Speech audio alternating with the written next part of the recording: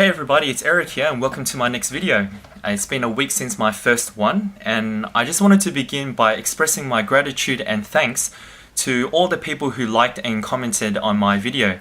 It's been an overwhelming amount of support from my friends, my family, even Judith's work colleagues and even some high school friends whom I haven't spoken to in 6 or 7 years.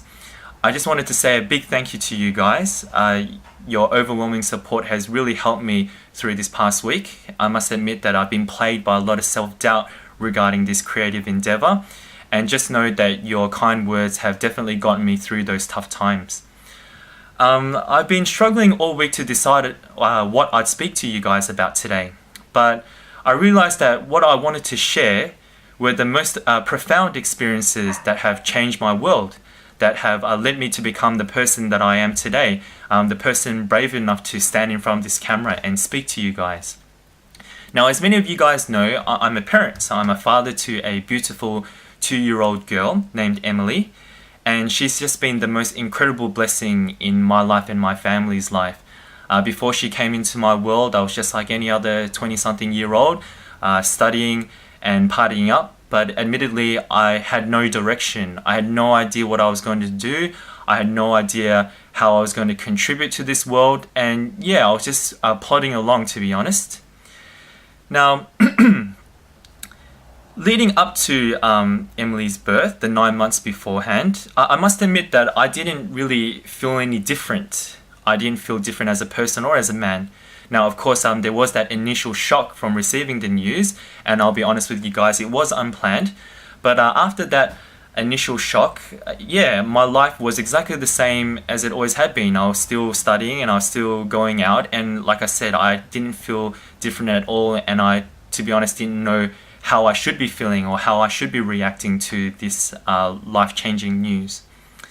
It wasn't until the day of the birth, where I was sitting next to Judith, did I experience my first emotion regarding the whole situation.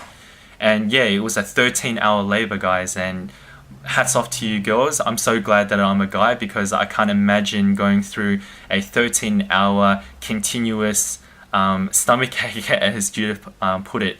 It was just incredible to see the amount of pain she was going through, and then in the end squeezing out this thing the size of a watermelon. It was just, yeah, boys, you think you are tough, but you haven't seen tough until you've seen a woman go through labor.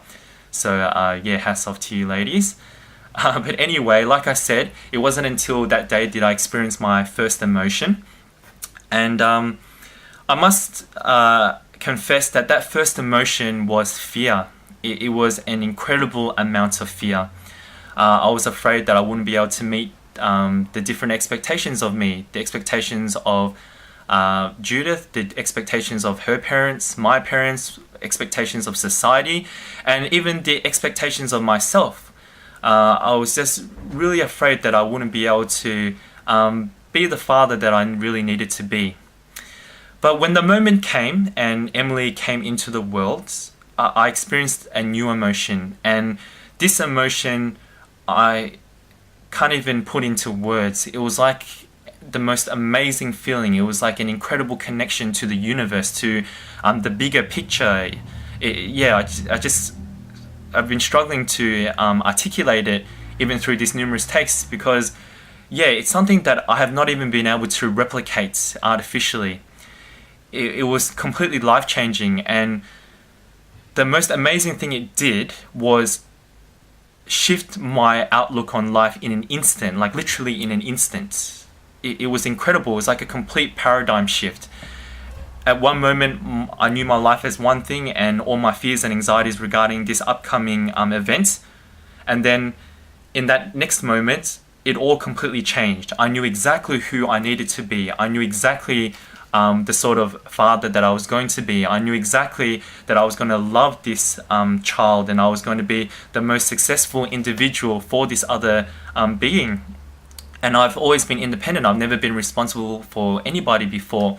And yeah, this experience was just amazing, because like I said, I never even thought it was possible to have an instant shift. All the different experiences in my life where I've had epiphanies or breakthroughs, they've been a slow, gradual lead up, basically a journey leading up to a gradual change. But this moment was completely different. And reflecting upon this, it made me realize that this must be how cancer survivors feel. They live their normal 9-to-5 life, and then they experience this horrific illness. They survive it, come out stronger on the other side, and then they just take life by the reins and just do everything that they want to do. They're no longer plagued by any self-doubt or anxiety or anything like that. And the funny thing is that their environment hasn't changed. You know, their financial responsibilities haven't changed, yet they're just a completely different person. And this made me ask the question, why is it that only during catastrophe or experiences of incredible change like giving birth to a child, do we only have these incredible shifts? Why is it that we are not able to shift our way of thinking about other areas of our life, especially the problem areas in our life? And that's what I want you guys to really do this next week. I want you guys to think about, why is it that you have resided yourself to accepting the problem areas in your life, that you accept that they'll always be that way. To give my own personal experience, the first example that came to my mind was my relationship with my parents. As many of you know, my parents divorced at a really young age, and even though I had a great upbringing and they supported me and gave me everything that I ever wanted or needed, it really wasn't quite the perfect family dynamic. Definitely not like the ones I've experienced with Judith's family or other families. And yeah, my communication with them has been very poor. And I resigned myself to that fact that, yeah, we'll never be able to communicate on a deep level, and we'll always have this barrier between us.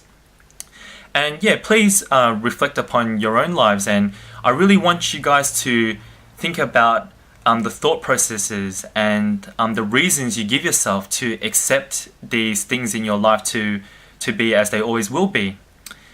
Now, I guess the next question is that if you're not going to experience any catastrophe, well, hopefully you won't be, or you're not going to be having any life-changing events in your life like childbirth, how are you going to be able to have that incredible paradigm shift? Is it really possible to make that paradigm shift on your own accord?